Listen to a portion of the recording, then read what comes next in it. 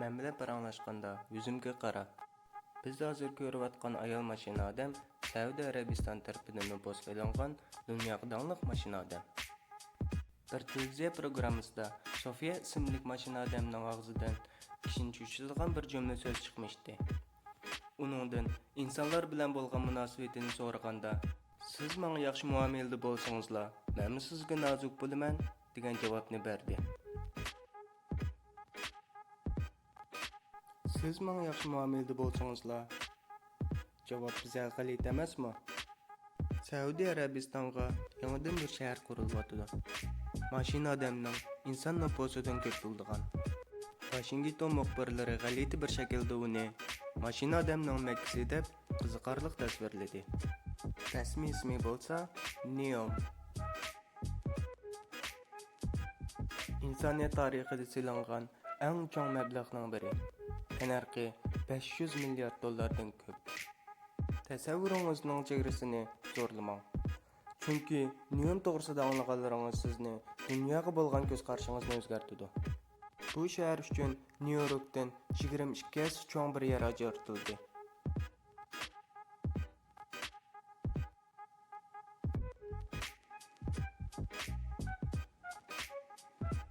Amerika, İsrail, Rossiya va Saudiya Arabiston qatorliq davlatlar o'rtaq hamkorlashib bu programmani ishga oshirmoqchi. Bu mashina odamlarining soni insonlardan ko'p bo'lgan, kelgusimizni shakllantiradigan birdan-bir shahar. Har qancha Saudiya Arabiston chegarasi ishil bo'lsa-mu, Saudiya qonunlari bu yerda kuchga ega bo'lmaydi. Neft va tabiiy gazning o'rniga quyosh va shamol energiyasini ishlatadi. Xizmatchilarning ko'pinchisi mashina odamlardan tarkib topgan bo'ldi. Shundaqla bu mashina odamlar siz bilan aloqalasha oladi, suhbatlasha oladigan, hatto eslaringizdan bilalaydigan mashina odamlar.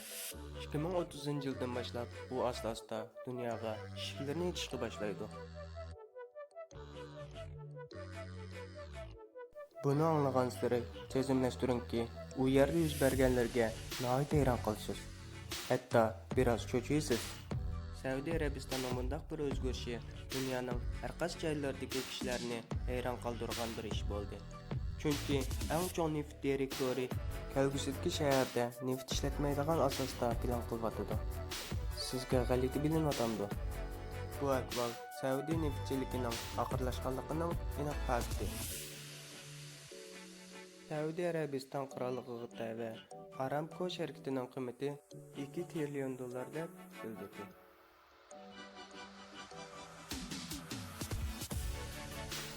Bugungi kunda huquqi bo'lgan Saudiya Arabiston adetki dunyoning eng muhim fikrlarining biri bo'lish uchun aqlliqcha o'zgarmoqda. Bu yerda amalga qatnash yo'q. Biz bildigan uylar, binokorliklarning hech qaysi yo'q. Diniy qurilma yo'q. Hozirgacha o'tirib qo'yilgan fikr qabul qilinmaydi. Faqat yangilik yaratish va farqlanadigan shahar. Buning eng chong xo'jayini Muhammad bin Salman.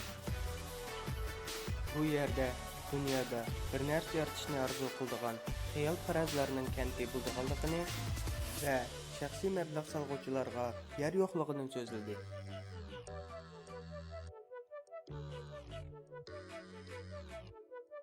Sunniy bulut, sunniy yomg'ir, tog' daryo, kechalari parlagan qum tanlari, bilim insonlari, mashina odamlar va yerli xalq bilan uyushgan dal bir fantaziyali shahar shakllantirdi. Mashina dinozavrlar Joros bog'chisida ziyoratchilarini qabul qiladi. Xizmat qilayotgan bilim insonlari bu bog'chining amaliyotchanligi va xatolikning oldini olish uchun bu dinozavrlarning bir orol ichida yashaydiganligini so'zladi.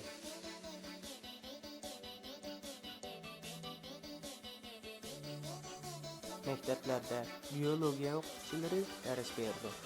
Bu yerda tug'ilib cho'ng bo'lganlar kelgusini qadam-qadam o'zgartiradiganlik uchun dunyodagi boshqalar qaraganda texnik sog'lom, uzun umrlik bo'ladi. Neom vatandoshlari alohida bir inson qo'yildi. Shuningdek bilan dunyoning eng yuqori maoshli ishlarida ular ishlaydi.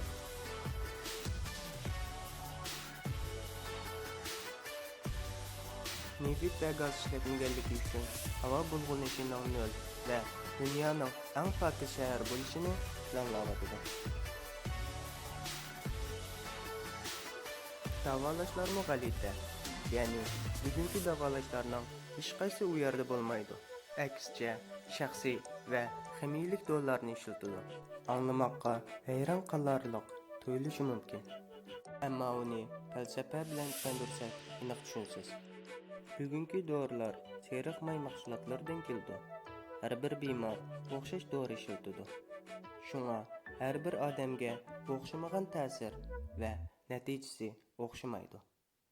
Qandoqli bo'lmasin dorilar odamning iqtidoriga asosan shakllansa, ularning aks ta'siridan qutuldi va bu yerda xoslashtirilgan dori ishlab chiqarishga boshlaydi. Xuddi necha asrning boshlarida barliq kelganga o'xshash. Faqatli bir farqi bor: moda va ilg'or texnikalarni ishlatish orqali.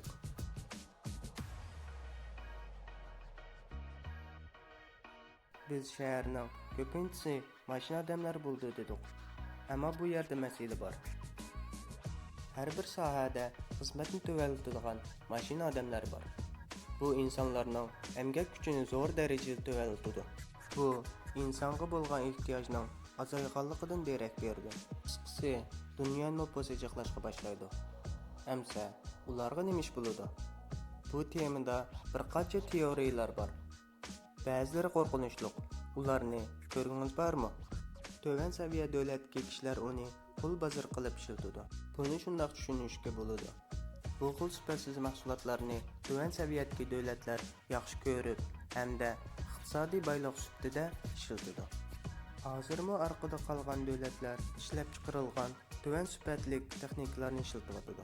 Mutaxassislar bu ahvolning davom qilganligini aytdi. Yana bir nazariyada tojsimon virusi qatorliq har xil yuqumli kasalliklar bilan eshinchi ta'sirga bo'lgan ehtiyojini azaytish usulida bu nazariya o'tgan 50 yillardan buyon doim kun tartibida bo'lib kelgan nazariyalarning biri. Biz bundaq ahvolning yuz bermasligini umid qilamiz. Bu yerdan boshlangan Mashinadam shahri bir necha asr vaqt sarf qilib dunyoga to'liq tarqaldi va insoniyatning ko'pish nisbati ulardan tadrijiy tuvanlaydi.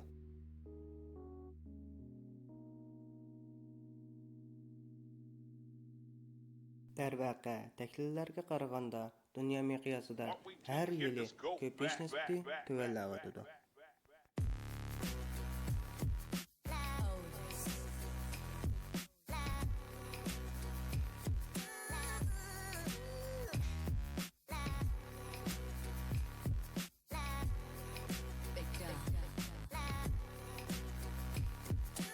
Bu yerga qanday qilib vatan beshig'i aylanadi. Birinchisi, dunyodagi muvaffaqiyatli qismlarni bu yerga yerlashtirishni planlayotdi. Boshqa turdagi fuqarolarmi iltimosga asosan shakllanadi. Agar ilmiy yoki madaniyat programma turi bo'lsa, uni o'ttirib qo'ysangiz bo'ladi.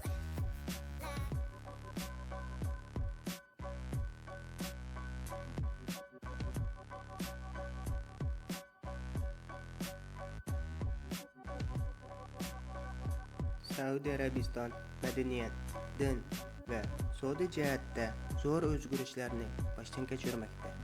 Davlatning har xil ochilgan san'at va faoliyat markazlari, Yevropa va Amerika san'atkorlari bergan konsertlar va diniy hokimiyatning ta'sirini yo'qotish bu dokladlarning bir qismi. Ular yangi dunyoni qurg'uvchilarning biri bo'lish uchun o'zgarishni his qildi. Barliq dokladlarning boshlamchisi Shahzoda bin Salman.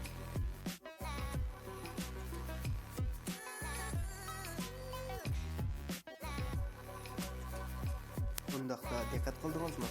Texnika markazi bo'lgan Yevropa davlatlari buningda tilga ilinmaydi. Chunki Yevropa davlatlari aqlli shahar tafakkurini oldin qo'ringa qo'ydi. Ular bir markaz qurishning o'rniga texnikani hozirgi aqliy iqtidorli shahar turmushiga texnik tez moslashtirdi. Bu sebepten gerçi Saudiya Arabistan türüge azırak köpeytiş hamkorligi bolsunmu, ammo bu türning merkezi o'ltirmaydi.